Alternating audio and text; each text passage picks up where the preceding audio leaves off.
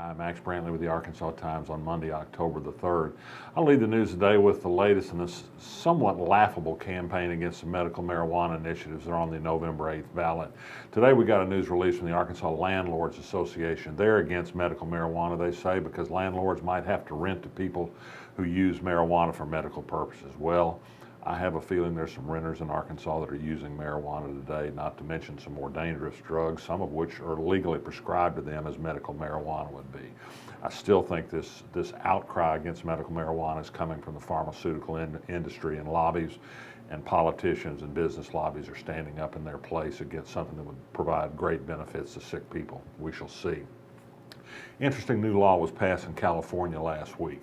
It says that California officials cannot spend state money to travel to states that discriminate against LGBT people. They don't name the states, but they say, for example, that states that pass laws that prevent local civil rights ordinances are among the states they specifically have in mind. That means Arkansas, and Arkansas has another statewide statute that protects people who use a religious exemption claim to discriminate against gay people in employment, housing, and other means. California apparently will not be making paid trips to Arkansas in the future. A lot of people respond to this on my Facebook page over the weekend by saying, hey, who needs California? What do they got that we want?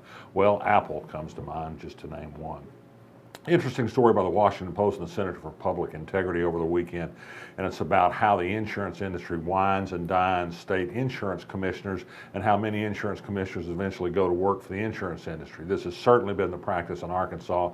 The article led with the example of Julie Benefield, a insurance commissioner under Mike Huckabee, who was wined and dined lavishly by a health insurance company shortly before she went to work for them, but right after she approved a deal that was very good for them.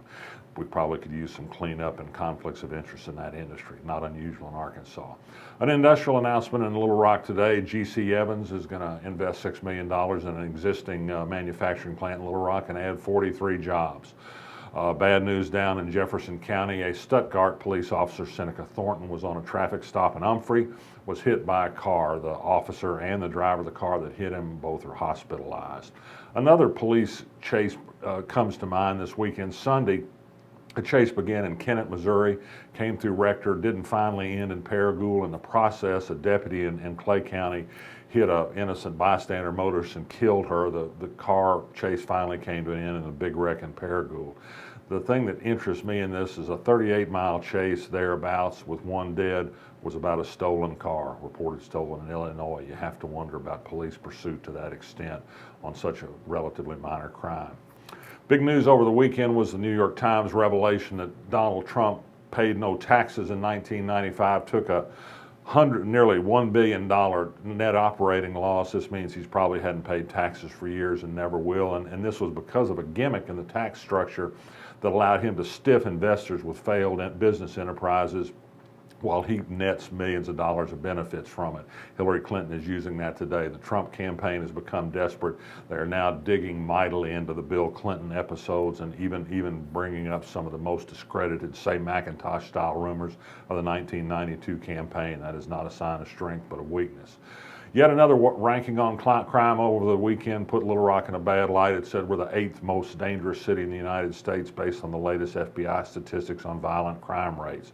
We've been higher than that some years, so maybe that's an improvement. My friend Jason Rapert has done it again. The Dover School District finally agreed that it would obey the law and no longer hold sanctioned official public school prayer exercises at football games. Jason Rapert called them to stand tall. He said the legislature would be on their side if they would defy the rulings of the U.S. Supreme Court. Perhaps he'd call out the state militia.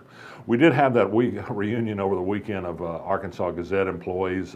25 years after the newspaper closed, more than 100 people turned out. A lot of stories were told, as I said.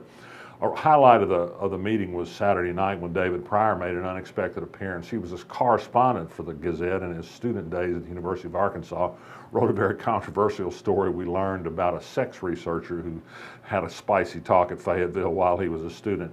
But he talked about the power of local newspapers and how important they are, and particularly how important the Arkansas Gazette was in influencing politics in Arkansas in the 60s and 70s and 80s at a time when other states were moving far more rapidly in a conservative direction. The Gazette's gone now. Perhaps that's part of the reason for the change in political climate here, he suggested.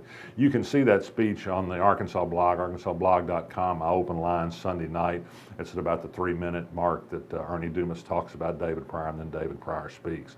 And finally, another little piece of history has a minor Arkansas Gazette connection.